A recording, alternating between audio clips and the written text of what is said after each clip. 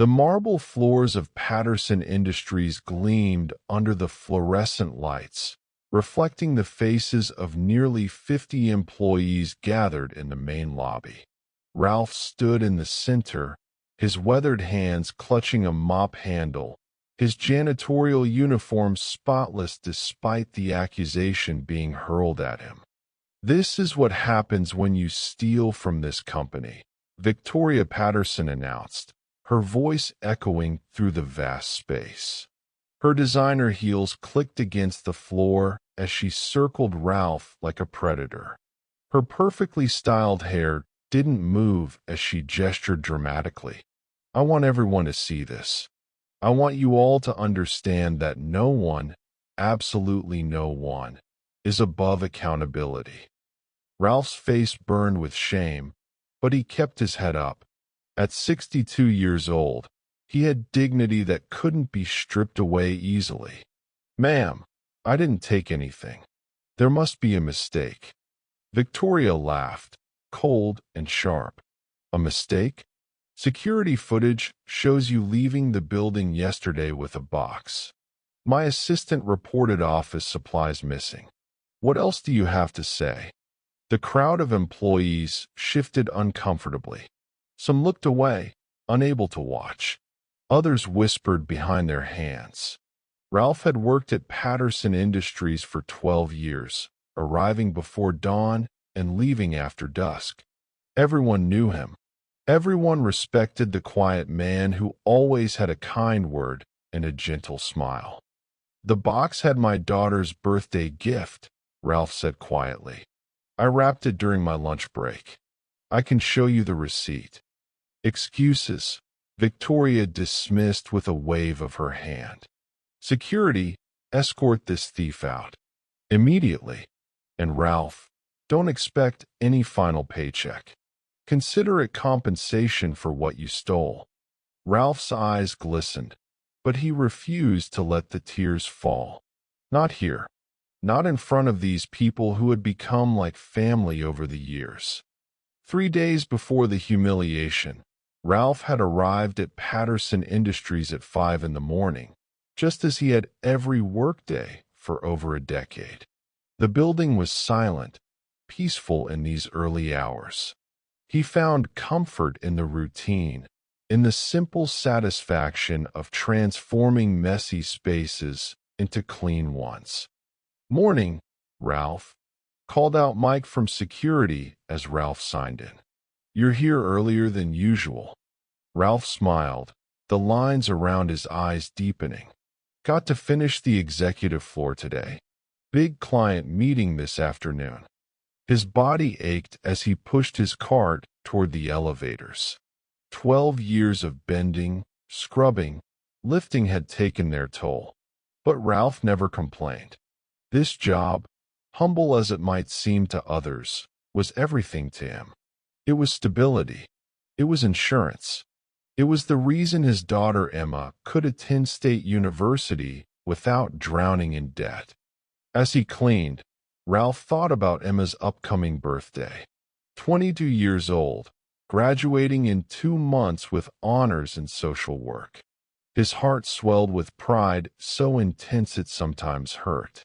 After her mother died when Emma was just 10, Ralph had made a promise at his wife's grave.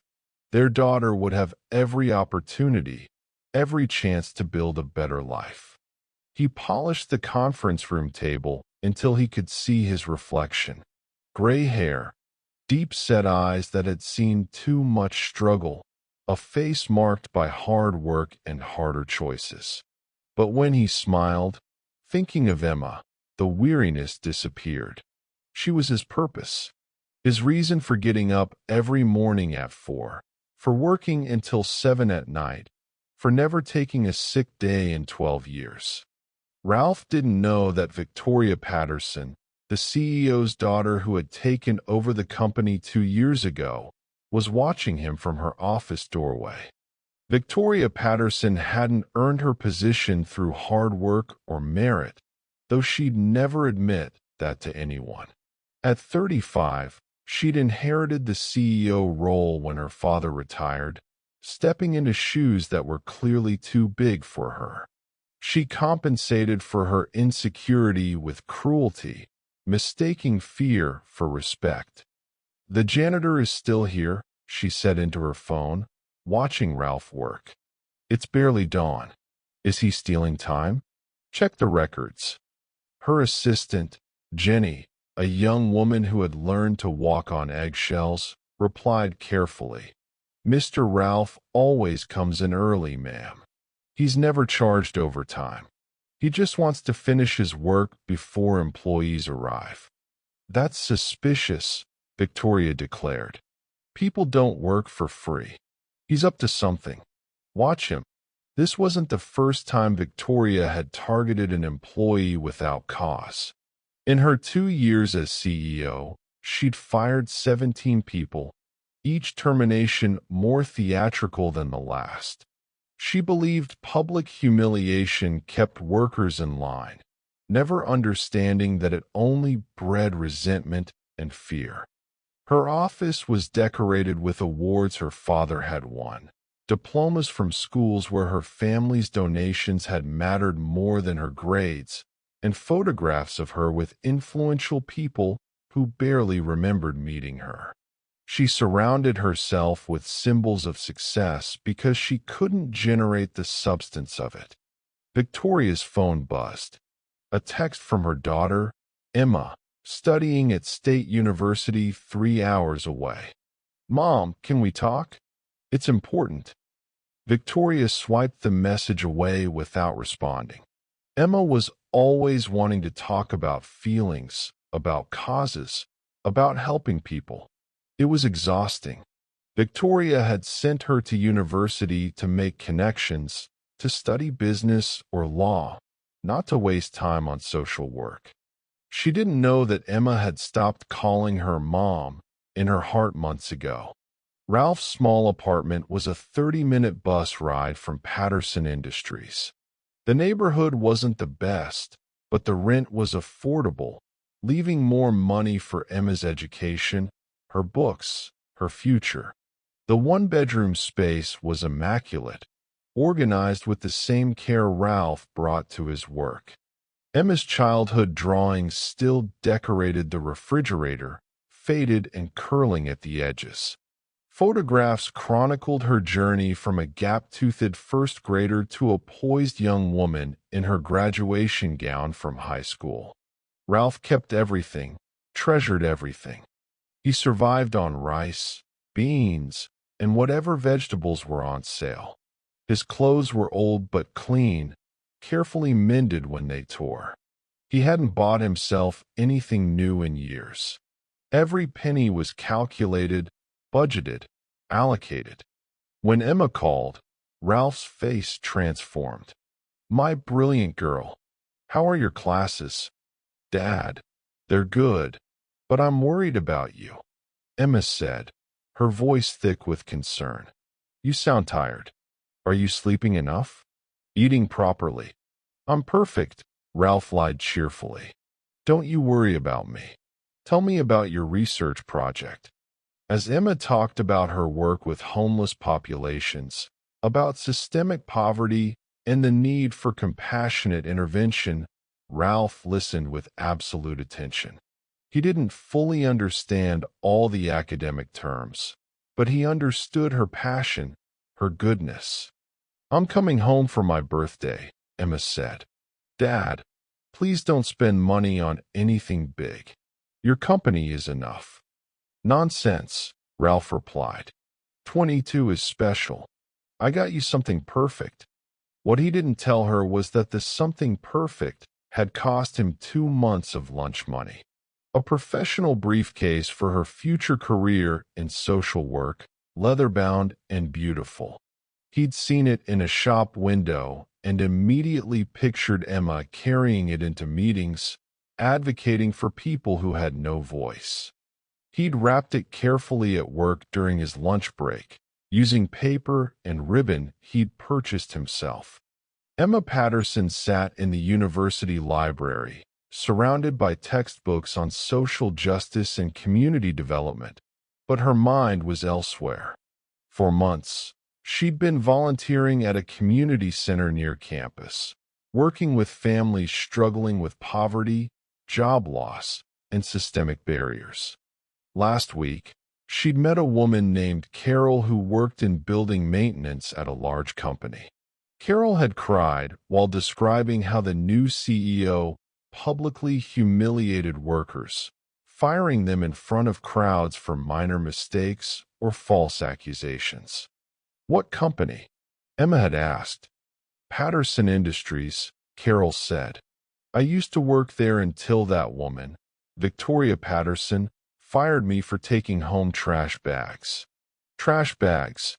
"I was cleaning out my desk, and she accused me of stealing. I was escorted out by security while everyone watched." Emma's blood had run cold. Victoria Patterson was her mother's name. She'd been so busy with school, so distant from her mother's world, that she hadn't even known where her mother worked now. But Patterson Industries rang a bell. Her grandfather's company, the one her mother had inherited.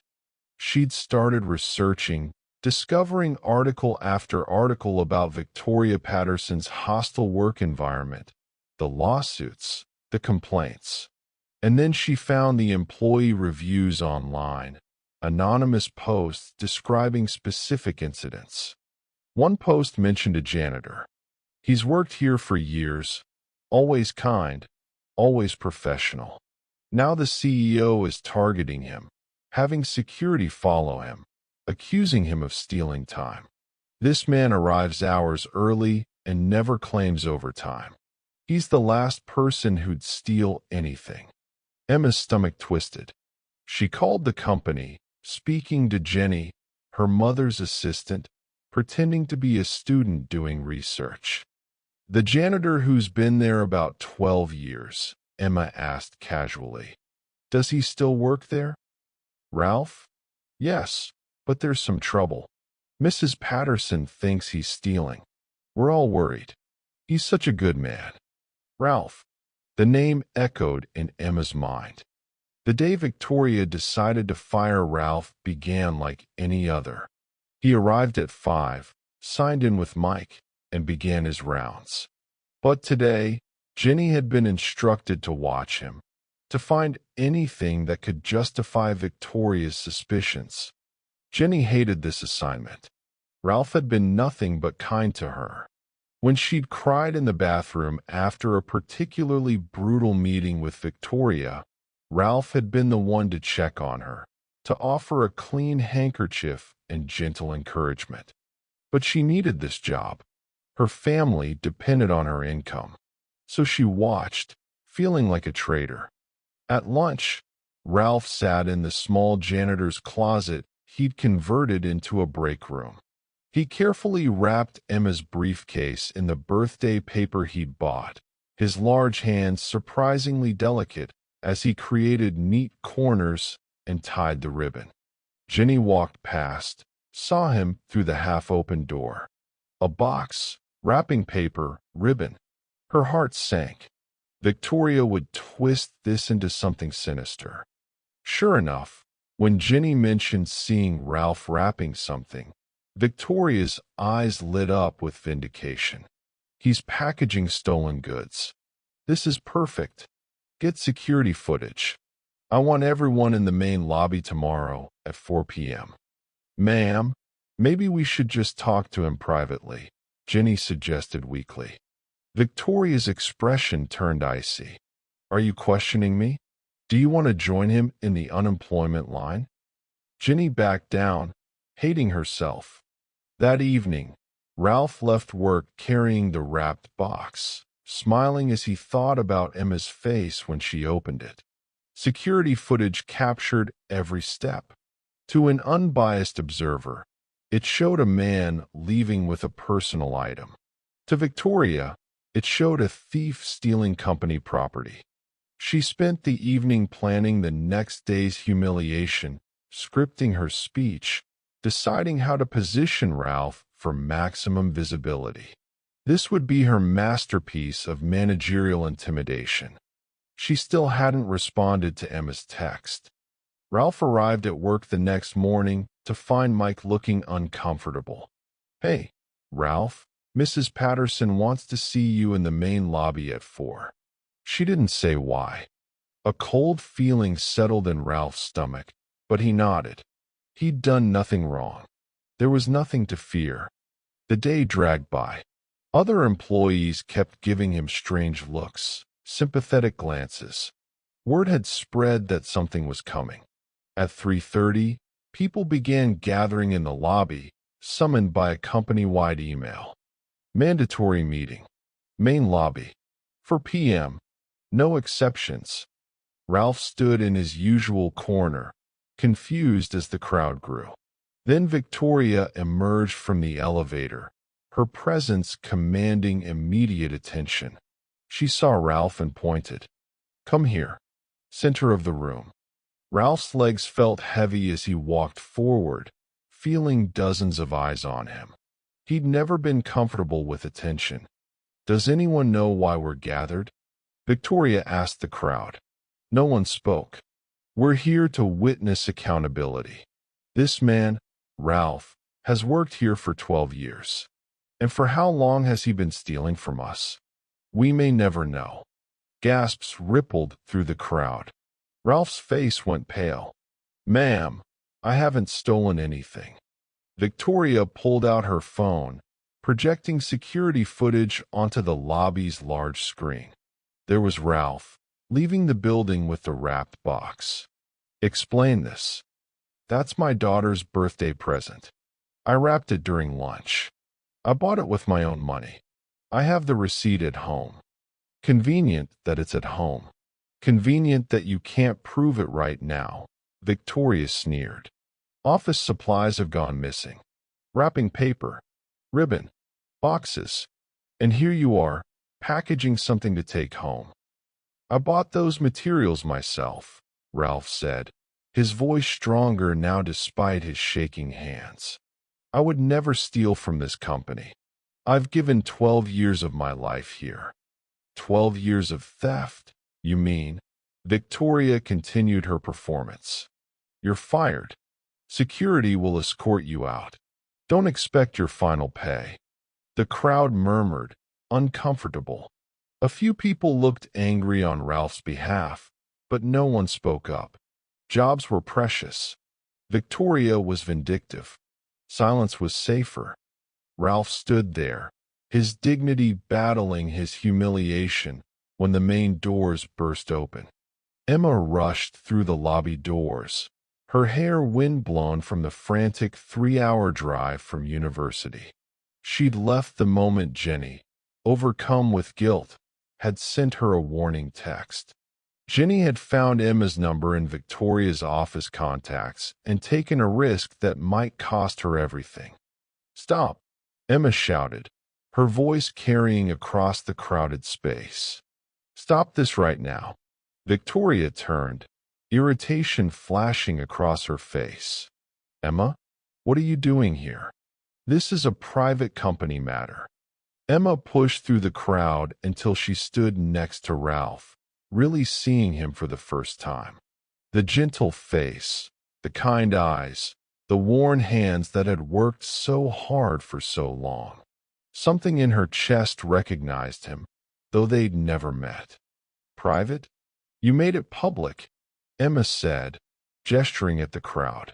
"You humiliated this man in front of everyone. That's your specialty, isn't it? Public humiliation.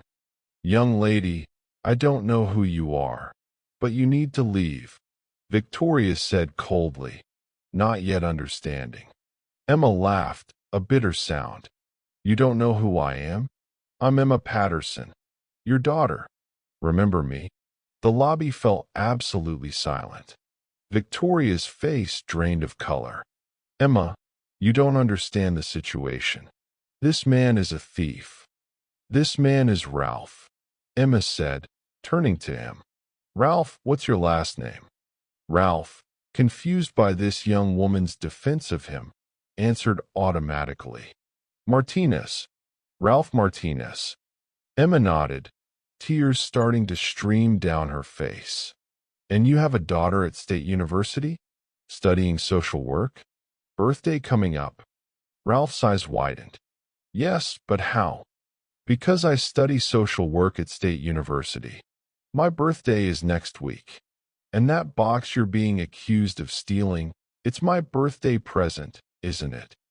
The crowd collectively gasped. Victoria stood frozen, her mind racing to understand. Emma turned back to her mother, her voice shaking with emotion and rage. Do you want to know why I changed my last name from Patterson to Martinez 2 years ago, right after you became CEO? Victoria's perfectly composed mask cracked. What are you talking about? Your name is Emma Patterson. Not anymore, Emma said, her voice carrying to every corner of the silent lobby. Legally, officially, I changed it to Martinez 2 years ago. Martinez was my father's name. My real father. The man who raised me. The man who loved me. The man who sacrificed everything for me. She turned to Ralph, whose face showed complete confusion. My mother married your brother, David Martinez, when I was 3 years old. Do you remember David? Ralph's breath caught. David, my little brother. He died 14 years ago in a car accident. Yes, Emma said softly. He was my dad, the only father I ever knew. After he died, my biological father, Victoria's first husband, had already abandoned us. I was 8 years old. My mom, she fell apart, started drinking. I was placed with foster families while she went to rehab. Victoria's face had gone from pale to red, her humiliation beginning to dawn. Emma, stop this right now. No. Emma's voice cracked like a whip. You want public accountability? Let's have it. After rehab, my mother got me back, but she'd changed. She became hard, cold, focused only on money and status. She married Richard Patterson, a wealthy businessman, for his money and his name. She became Victoria Patterson and forced me to change my name too. Emma wiped her tears, but they kept flowing. She sent me to expensive schools where I didn't fit in. She wanted me to be like her. But I remembered David Martinez. I remembered his kindness, his warmth. And when I turned 18, I learned something. Ralph stood motionless, tears streaming down his weathered face as pieces of a puzzle he didn't know existed began forming. David had a brother, Emma continued. Ralph Martinez. He talked about you all the time before he died. The big brother who took care of him when their parents died. The good man who worked hard and never complained. He loved you so much. Emma pulled out her phone, her hands shaking. 2 years ago, I legally changed my name back to Martinez. It felt like honoring David's memory. And I started looking for you, Ralph. David's brother. The uncle I never got to know. She showed him a photograph on her screen. Two young boys, one about 12, one about 8, arms around each other, grinning at the camera. Ralph sobbed openly, recognizing himself and his beloved baby brother. I found this in old documents my mother had stored away, Emma said. I've been searching for you for 2 years. I had your name, but couldn't find you. You weren't on social media. You'd moved. I had no idea you were here, working in the building owned by my stepfather's family, being tormented by my mother. She turned back to Victoria, her voice steady now despite her tears. You want to know why I haven't come home in 2 years? Why I barely answer your calls? This is why. Because you've become someone I don't recognize. Someone who hurts good people for sport. Someone who fired me from your life the moment I chose social work over business. Victoria tried to speak, but no words came. Around them, employees had their phones out, recording every moment. This would be everywhere by tomorrow. Emma looked at Ralph with such tenderness.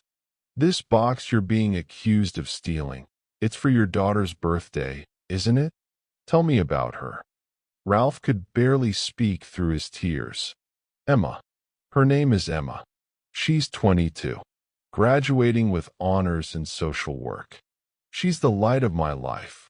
Everything I do is for her. Emma's laugh was half sob. There are two Emmas. Your daughter and me.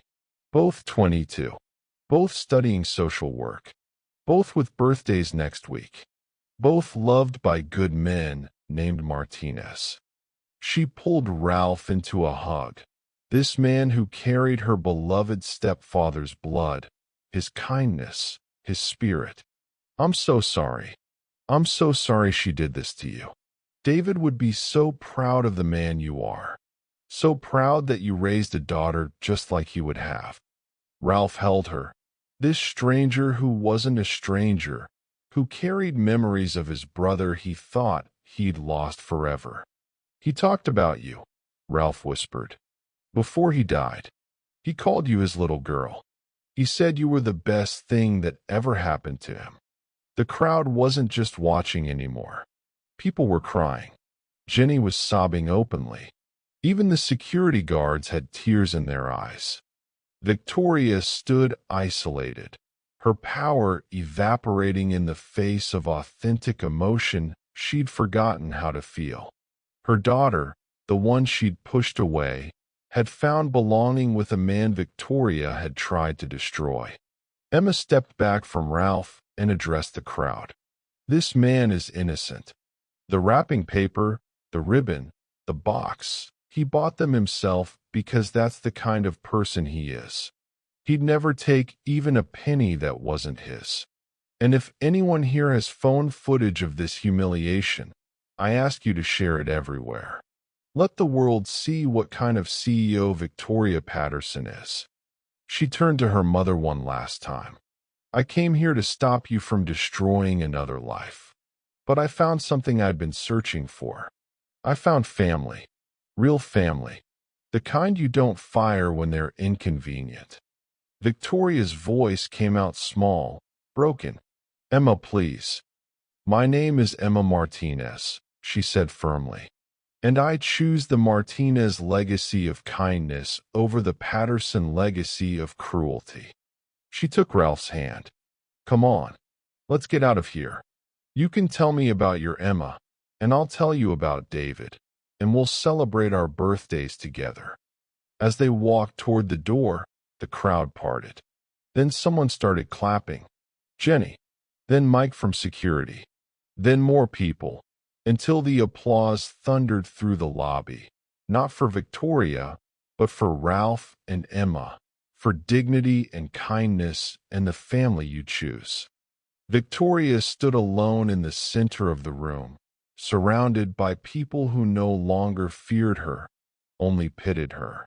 She'd wanted to destroy a man's reputation and instead had destroyed her own. She'd wanted to demonstrate power and instead had demonstrated cruelty. She'd had a daughter and had lost her twice. Outside, in the parking lot, Ralph and Emma sat in her car, talking through tears and laughter. He showed her pictures of his Emma. She showed him videos of David she'd preserved. They discovered that Ralph's daughter volunteered at the same community center where Emma worked. That they'd probably passed each other a dozen times without knowing they were connected. Will you come to my apartment? Ralph asked. Will you meet my Emma? I think you two would be friends. I'd love that, Emma Martinez said, smiling. Uncle Ralph. Inside the building, Victoria's phone buzzed. The board of directors requesting an emergency meeting. News outlets asking for comments on the viral video already spreading online. Her world crumbling around her. She finally understood what she'd lost. Not just her reputation or her position, but her daughter, her humanity, her chance to be someone worthy of love. In the parking lot, two people connected by loss and found by love drove away together. Proof that goodness persists, that family is more than blood, and that sometimes the people we try to destroy end up saving us from ourselves. Ralph kept his job. The board fired Victoria within a week. And two Emmas, both Martinez, both 22, both devoted to helping others, became best friends, bonded by the good men who'd shaped their lives. The briefcase Ralph had bought sat on his Emma's desk, a symbol of a father's love. And the uncle she'd gained became the family bridge connecting her to a past she'd never known. Love, it turned out, was never about power or control. It was about showing up, working hard, sacrificing quietly, and wrapping birthday presents with hands that had worked themselves raw to give someone else a better life. That was the legacy worth inheriting. That was the name worth carrying. Martinez,